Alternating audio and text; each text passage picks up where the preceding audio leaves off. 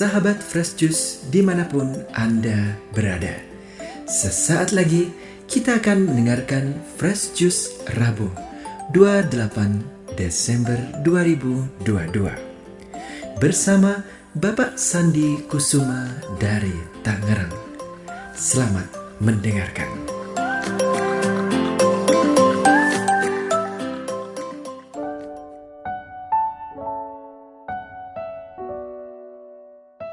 Para pendengar dan pewarta Daily Fresh Juice, pada hari keempat dalam oktav Natal hari ini, kita memperingati pesta kanak-kanak suci, kanak-kanak di daerah Bethlehem, yang atas perintah Herodes mereka dibunuh hanya gegara umurnya sebaya Yesus. Mari kita dengarkan kisahnya dari Injil Matius, pasal 2 ayat 13-18 berikut ini. Herodes menyuruh agar semua anak laki-laki di Bethlehem dan sekitarnya dibunuh. Inilah Injil suci menurut Matius. Setelah orang-orang Majus yang mengunjungi bayi Yesus di Bethlehem itu pulang, nampaklah malaikat Tuhan kepada Yusuf dalam mimpi. Malaikat itu berkata, "Bangunlah, ambillah anak itu serta ibunya, larilah ke Mesir, dan tinggallah di sana sampai aku berfirman kepadamu, karena Raja Herodes akan mencari anak itu untuk dibunuh." Maka Yusuf pun bangunlah. Malam itu juga diambilnya anak itu serta ibunya, lalu menyingkir ke Mesir, dan tinggal di sana hingga Herodes mati. Hal itu terjadi supaya genaplah yang difirmankan Tuhan lewat nabinya, "Dari Mesir kupanggil anakku." Ketika Herodes tahu bahwa ia telah diperdaya oleh orang-orang Majus itu, sangat marahlah ia. Lalu ia menyuruh membunuh semua anak di Bethlehem dan sekitarnya, yaitu anak-anak yang berumur 2 tahun ke bawah, sesuai dengan waktu yang dapat diketahuinya dari orang-orang Majus itu. Dengan demikian genaplah firman yang disampaikan oleh Nabi Yeremia. Terdengarlah suara di Rama, tangis dan ratap yang amat memilukan. Rahel menangisi anak-anaknya, dan ia tidak mau dihibur, sebab mereka tidak ada lagi. Demikianlah Injil Tuhan.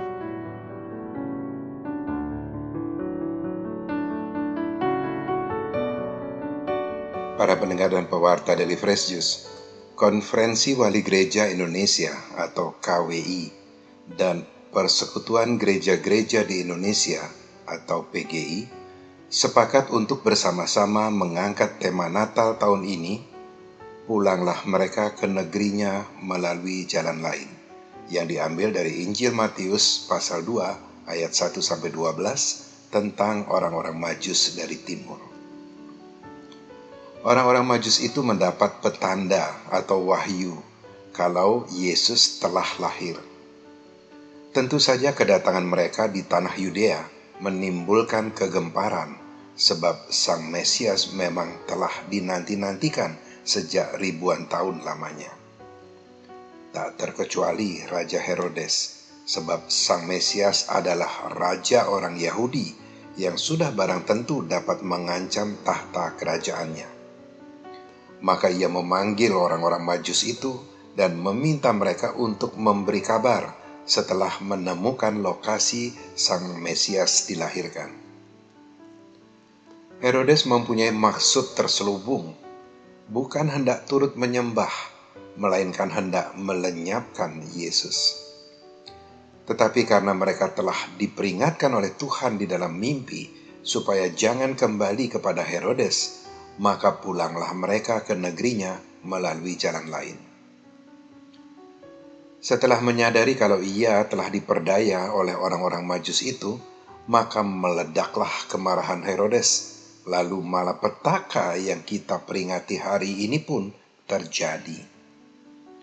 Herodes memerintahkan untuk membunuh semua anak di Bethlehem dan sekitarnya, yakni anak-anak yang berusia 2 tahun atau kurang. Semua anak itu artinya tidak boleh ada yang disisakan. Semuanya mesti dibunuh. Entahlah ada berapa kanak-kanak yang dibunuh ketika itu.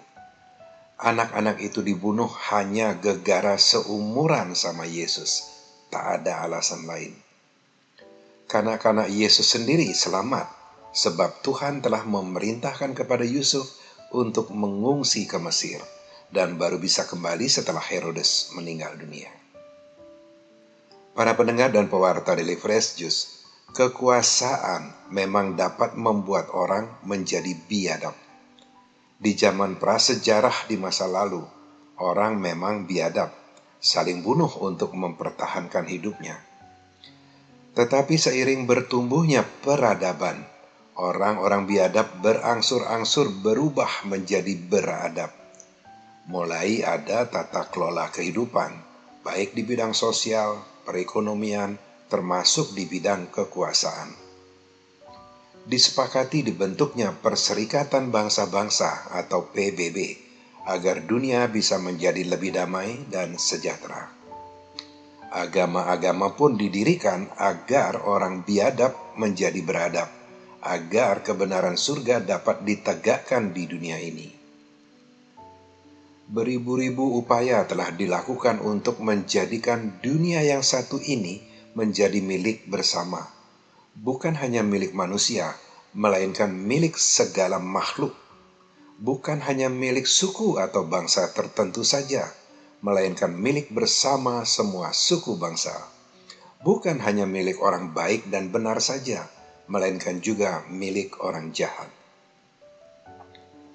Segala upaya itu memang benar telah membuahkan hasil yang berlimpah, tetapi rupanya hasrat berkuasa masih tetap ada sampai sekarang.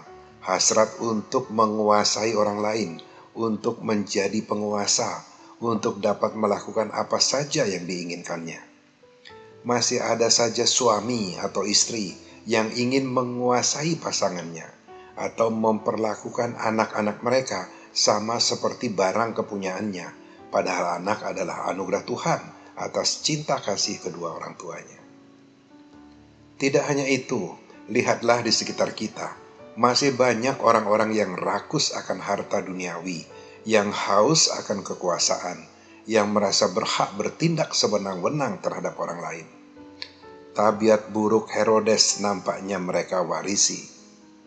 Mereka membiarkan dirinya menjadi Herodes zaman now.